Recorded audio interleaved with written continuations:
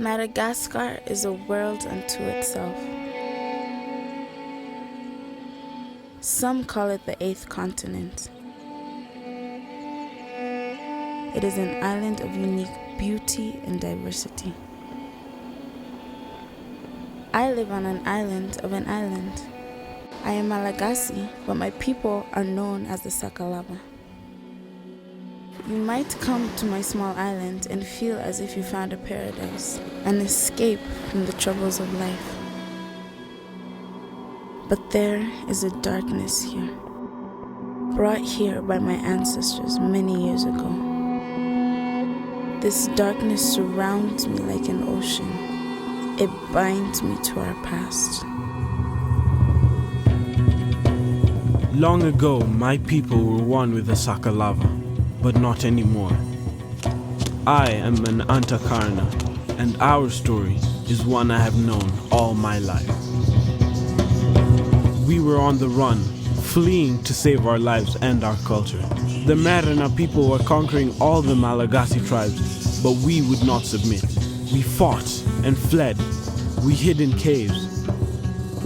When hope seemed lost, our king made a prayer to a God we did not know.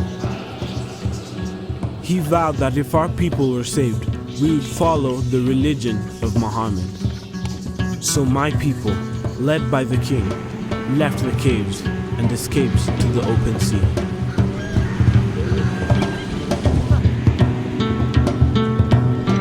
We crossed the waters and arrived on this small island.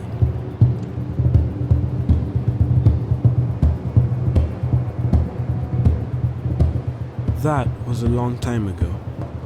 This island is the birthplace of the Antakarana people. It is my birthplace. Our people kept the king's oath, and we still call ourselves Muslim. But I am Antakarana first, bound to our culture and history, bound by oaths.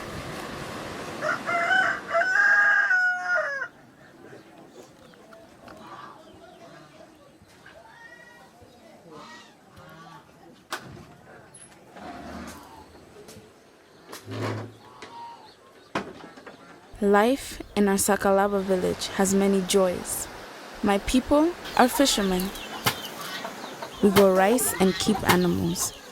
We take care of each other. But my people are caught between worlds, between the realms of the living and the dead. We don't usually talk about this. We just accept it because we cannot escape it. Many of the youth from my village have left for the city. I also live in the city. I am attending school there. I think education could be a bridge to the future, but my village is a tie to the past. When I come home, I come to see my grandmother. She's my closest friend. She encourages me and reminds me who I am. And she tells me the stories of our ancestors, how they were the first to settle here, how they set in place the 3 sacred sites that surround our village. The spirits of these dead ancestors still rule over us, and I must keep favor in their eyes.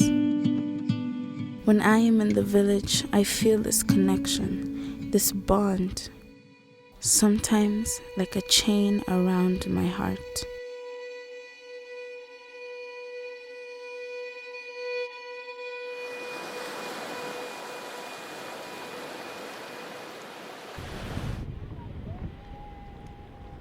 I am a fisherman, like my father.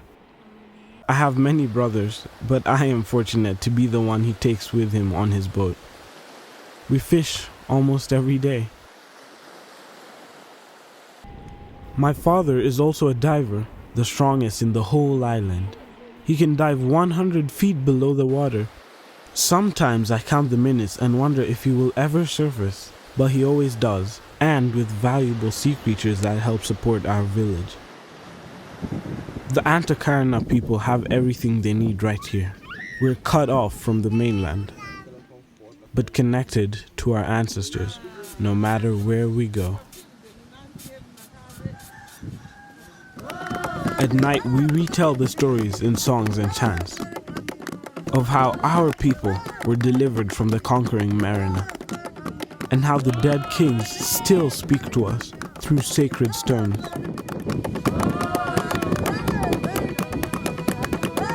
These stories remind me what it means to be Antakarana. They remind me of the vows I am bound to keep.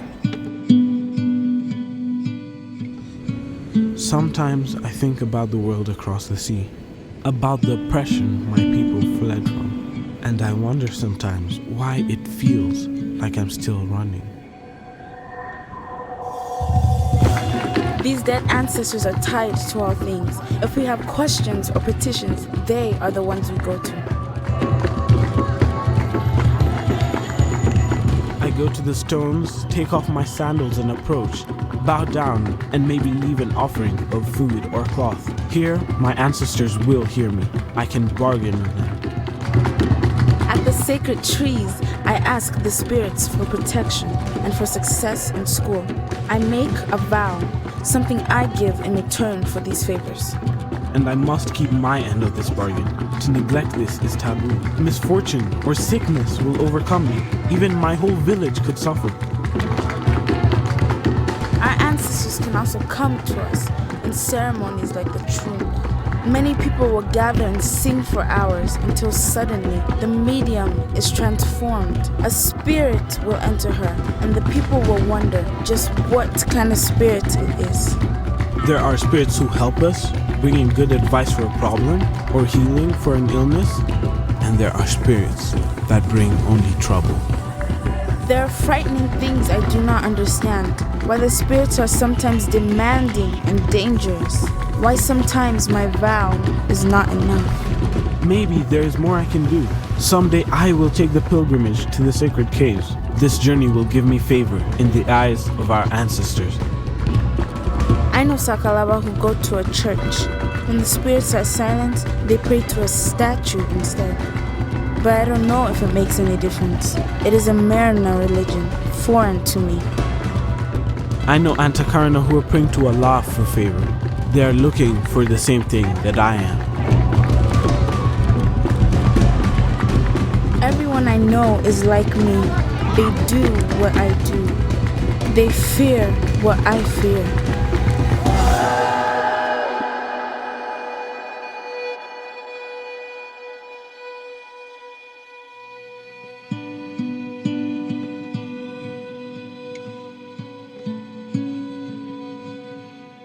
This is a peaceful place, but I am not at peace. I am bound by vows made to rocks or trees or distant gods. I am captive to the whims of the spirit ancestors. I am pursued, chased by a darkness I cannot explain. I am an island, cut off from something I need, surrounded by something I fear.